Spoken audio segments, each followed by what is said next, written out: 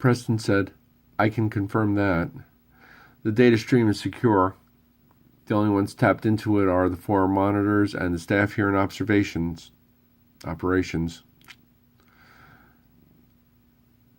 Could it be them you're sensing? I don't think so.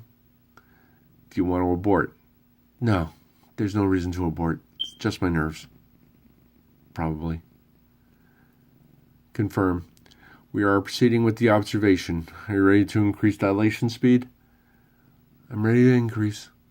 Increasing dilation speed now. The era indicator began to blur as Aricia began to move faster back through time. We are at maximum dilation. What's your status? My status is firm. All tracking systems functioning normally. Confirm. There was a click as Preston switched to a private channel.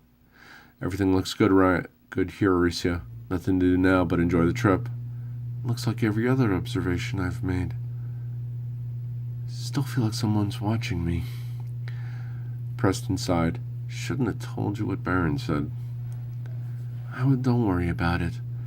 As I said, it's probably just my nerves. I'll check back with you when I reach the destination time. Confirm. Talk to you then. Aricia checked behind her again, then turned back to the scene ahead. She focused her attention on the center of the wormhole. The era indicator changed from a blur to a series of zeros. An instant later, the zeros were replaced by null. I'm not getting a reading on the era I'm passing through, she said. The indicator is giving me a null reading. We are getting the same reading, Observer, Storyteller said. I believe you have passed beyond the system's ability to correlate the era to a numeric date. You mean I'm beyond recorded history? That would be a logical assumption. Refirga, be merciful and let your journey continue without difficulty. In the back of her mind, Aricia could picture the look of contempt that must have crossed Garez's face. If she were still in her body, she would have smiled. Yes, of course, Storyteller. If I'm beyond recorded history, I should be reaching my destination soon. By our estimations, you are still a few minutes from the destination era. Are you sensing anything different from your other observations? No.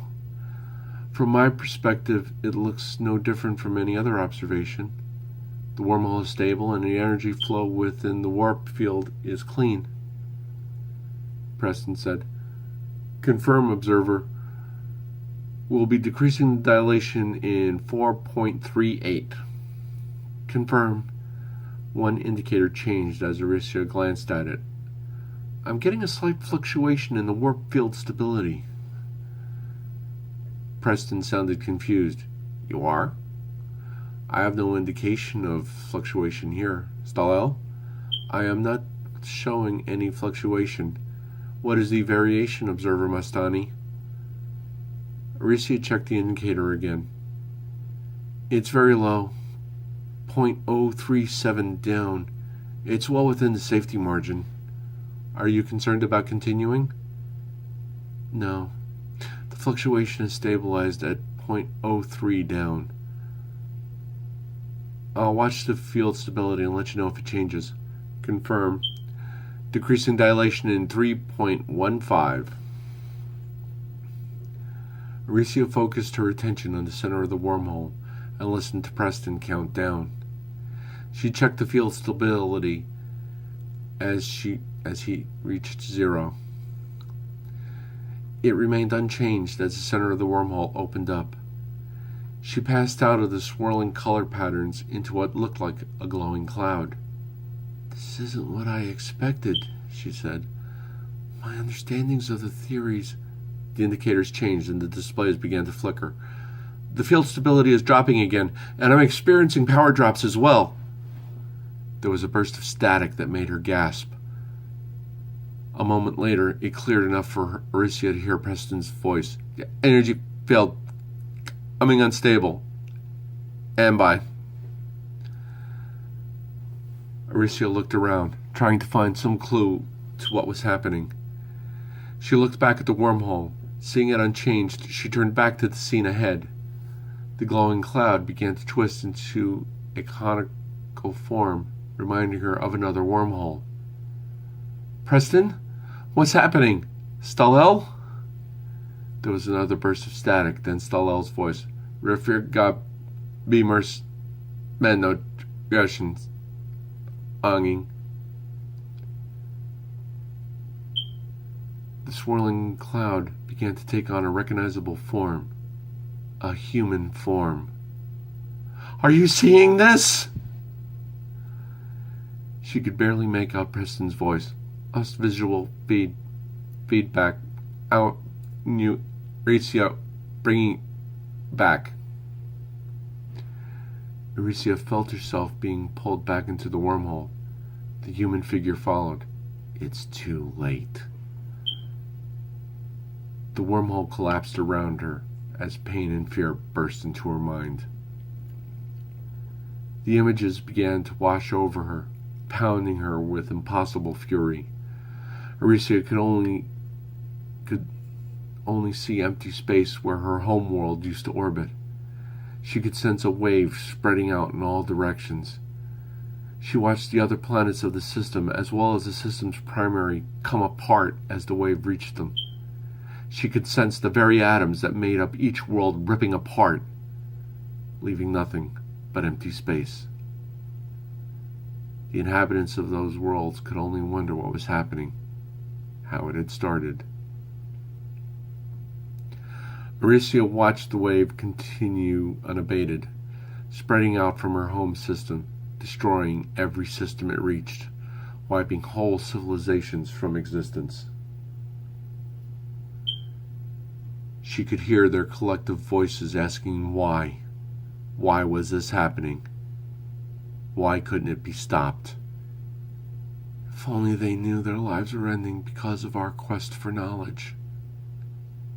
The pain eased. The images faded. Then she heard the voice. That knowledge would not help them. Their destiny was sealed millennia ago. The blame does not lie with you. The blame is mine. The last of the images faded, leaving only darkness. Then something familiar touched her. Who's there? Who? I know you. Yes. I tried to warn you, but you didn't listen. It happened again, just like it did before. Saint Ange? How can you be here? Is there anything left? Sadness touched his voice. No. There's nothing left. To you, it seemed to be only minutes. Truth is, it was millions of years. The universe as you knew it is gone. Almost. Who are you? Like you, I'm an explorer. 17 billion years ago, I traveled back to witness the birth of my universe. I was also warned. I didn't listen either. My universe was destroyed, which gave rise to your universe. What happened? Nothing from the past could have traveled back through the warp field. We thought the same. There was feedback into the cube system. It overpowered the warp field. It destroyed the complex, the city, the planet. After millennia, it destroyed the universe. How can I still be here? You were protected. When they tried to bring you back, the wormhole collapsed and you bonded to the warp field. Can you feel it? Aricia turned her attention from Saint Ange. She soon felt it, just beyond the edge of perception. Something almost too small to notice. Is that the warp field? Yes. You and it are the only two things left, and soon only you will remain. What? Aricia's fear and confusion faded as Saint Ange surrounded her. In every universe, one question resonated. Where did it all come from? How did it all start? How could all of existence come from nothing? All of them formulated theory after theory, trying to answer the question. Once they had the technology, they traveled back in time to try and witness the event. And every time their universe was destroyed, and every time a new universe arose from the ashes. So you were the sole survivor of your universe, just as I'm the sole survivor of mine. How many times has this happened? I don't know. The person I replaced didn't know. It's possible there have been billions of iterations, the same mistake made over and over again. Aricia considered the darkness that surrounded her and the small pulsing point that was the warp field. What happens now? St-Ange sounded almost amused. You have choices to make. You can stay here in darkness alone, or you can start a new universe and shepherd it along. The choice is yours. What about you? I'm going to follow the man who preceded me. Before I started my universe, he told me he was passing beyond the veil. I believe he meant he was passing into another dimension. Whatever decisions have to be made will be made by you alone. Can't I go with you? No. I'm beginning to sense the connection that will only allow me to pass beyond the veil. Only one of us can pass through it. If it continues the pattern it followed while your universe existed, it'll open again in a few billion years. Aricia felt St-Ange fade from her mind. Wait, what do I do now? Answer this question. How do you get something from nothing? I don't understand. St-Ange's voice was distant. The warp field is bonded to you. Release it. And then? Then, follow the old cliche and let nature take its course. One suggestion. Find a way to keep people from making the same mistake yet again. Something a bit more persuasive than warnings. I will. Will I see you again? Perhaps.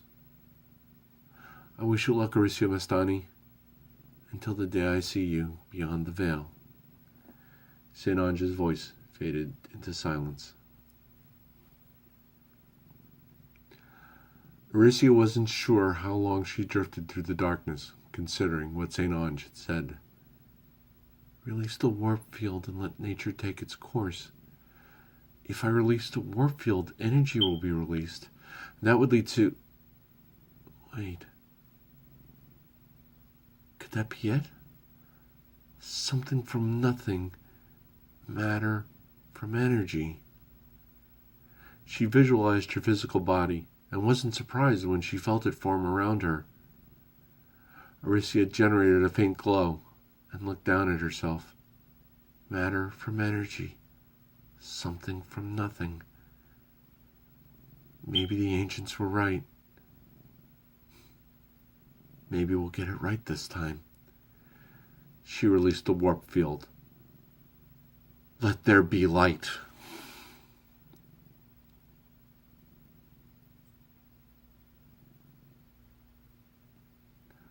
Who knows for certain? Who here shall declare it? Whence was it born? Whence came creation? The gods are later than this world's formation. Who then can know the origins of the world? No one knows whence came creation, and whether he has or has not made it. He who surveys it from the lofty skies, only he knows. Or perhaps he knows not. The Rig Veda. This has been the Storyteller, Test 2, The End of Seconds, from the collection Campfire Stories, copyright 2018, Michael P. Dunn.